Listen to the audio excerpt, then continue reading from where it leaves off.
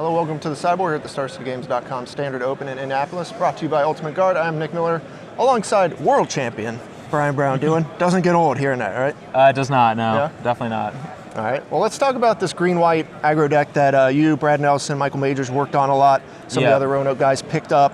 But this deck, you guys worked on this, and there was talks of even hiding this deck almost until the Pro Tour. But you guys kind of pulled the trigger on it this weekend.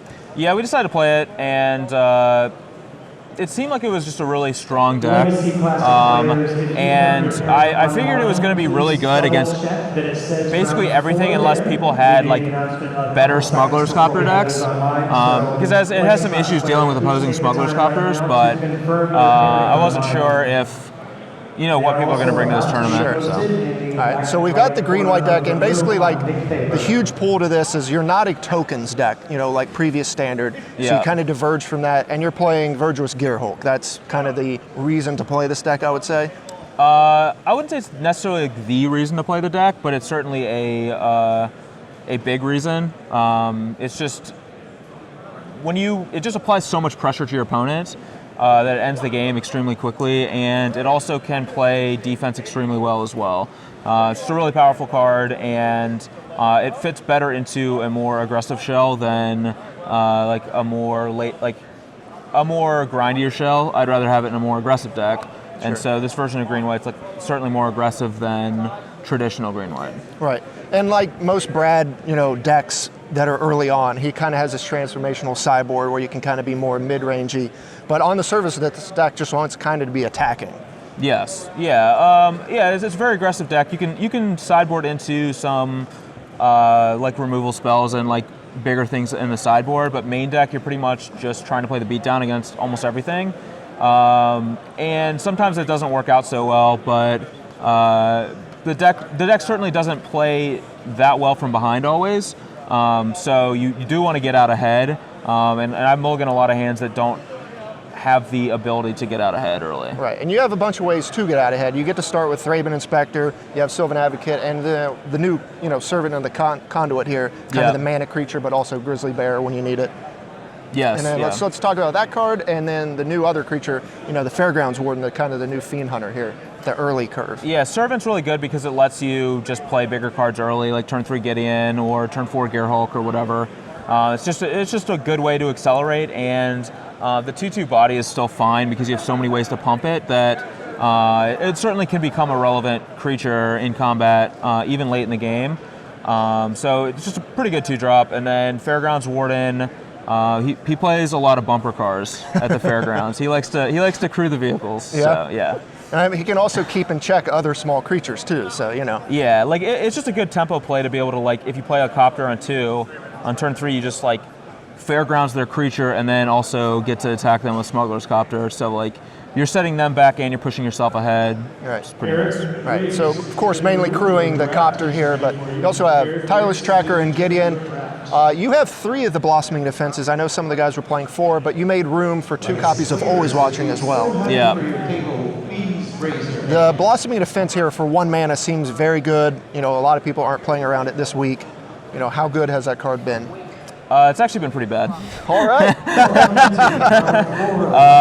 Basically, after round 4, 5, or 6 or whatever, enough people had got by Blossoming Defense that pretty much everyone knows about it at this point. All right.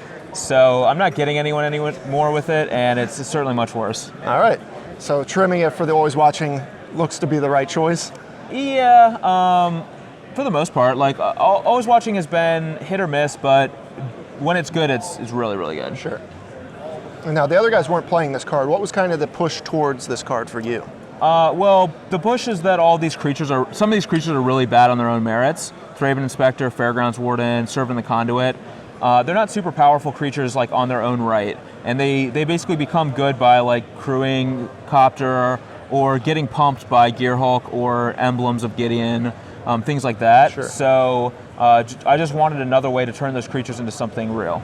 All right, and of course you got Westville Abbey here as well, kind of in a pinch can make you an Ormondal if you're in that situation. Yeah. All right, let's talk about the sideboard real quick. This is where we kind of got all the removal, because your deck doesn't really have removal in the main deck outside of the Warden. Right. So you got basically everything here, from Deck and Stone, Quarantine Field, Fumigate, even Natural State can play removal with all these vehicles running around.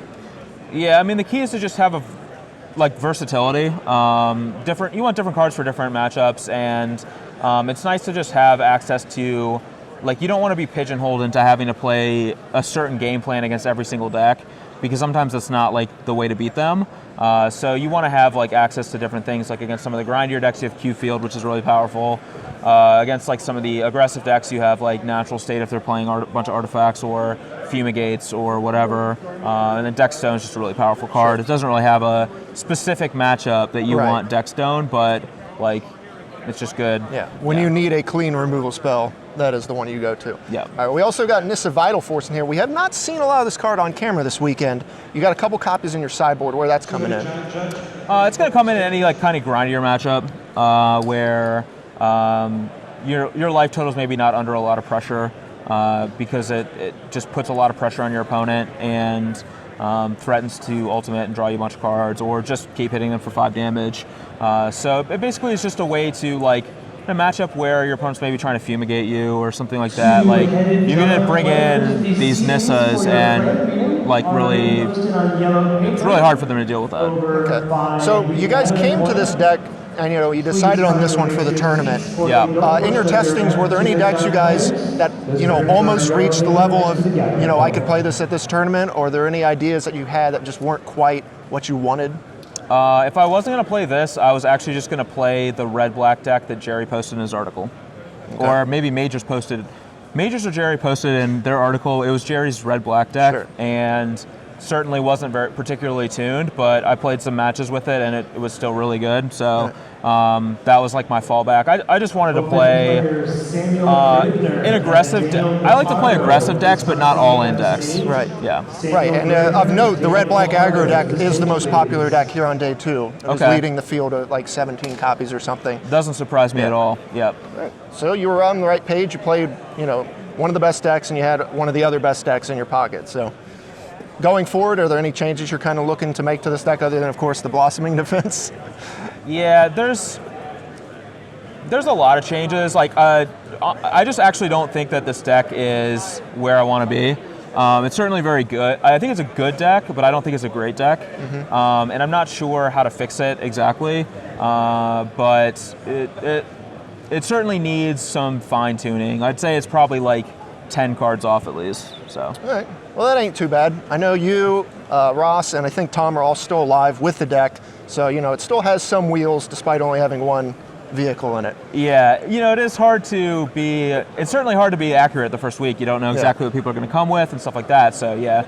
We're still doing pretty well with it, and, there's still a couple rounds to play, so we'll see what happens with that. All right. Well, we wish you the best of luck here. Thanks for joining me here in the sideboard. Stay tuned to StarCityGames.com all weekend long for the action here in Indy.